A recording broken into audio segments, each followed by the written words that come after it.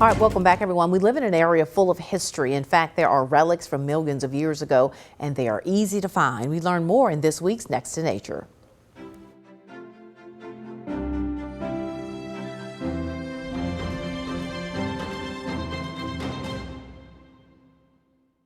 Welcome back to Next to Nature, everybody, with Dr. John Long. And this week we're talking about something that I've always found pretty fascinating, just the whole process and how you find it and how it gets to be petrified wood. Right. First of all, before we get started, I got to give a shout out to my third grade teacher, Miss Boydston, who took us to the Petrified Forest on a field trip.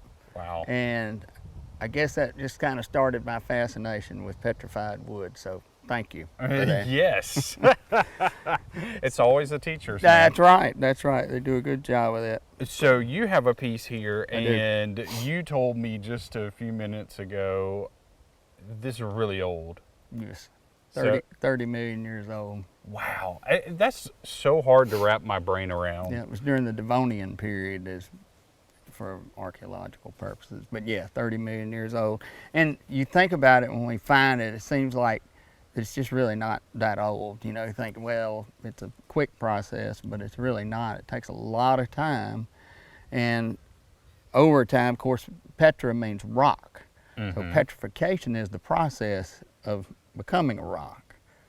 So that in itself is really cool. Now, the way the process, you have this piece of wood, falls into the water, becomes buried, and over time, that wood rots away. And in its place, because it's under the water, because it's under the mud, all of a sudden those minerals start filling in those blank spaces that are deteriorating within the wood. So it's a slow process. It's not fast at all, obviously, because of the age. And over time, those voids are filled, and what remains, about 10% organic matter is still locked in there at times. It can be. So it's a time capsule, really, to tell, you know, trees and how they grew, and we were talking about rings in trees, but you can still see the grain. You can still see a lot of characteristics. I even found one yesterday that it had a knot, where you could see a knot on it, because if you think about it, this is a fossil. What are fossils? Most fossils are impressions of things that once were, like a fish or a dinosaur or whatever you want to call it. These are actually a 3D model, if you will, of a fossil, but you don't get that all the time. So it's really neat and unique for that factor.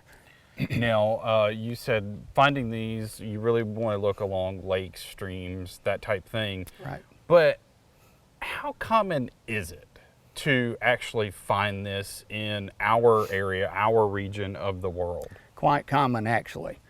Yesterday I was in a stream bed, and it was dry. No problem at all to find flakes, to find large pieces, small pieces. I didn't have any trouble whatsoever. And in our area, where we have those streams that are mineral rich in content, that's where you're going to find them. All right, and just in case people are really thinking about this, is there a certain type of mineral in there?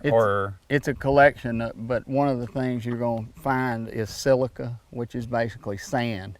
It's part of those minerals that fill in those areas, and hence that's why you find them in stream beds, which the one I was in yesterday was sandy bottom. So. There you go. All right, yep. So if you're looking for petrified wood, it shouldn't be a problem. Or hopefully it won't be a problem. It won't. All right, thanks for joining us this week on Next to Nature. We'll see you back here next week.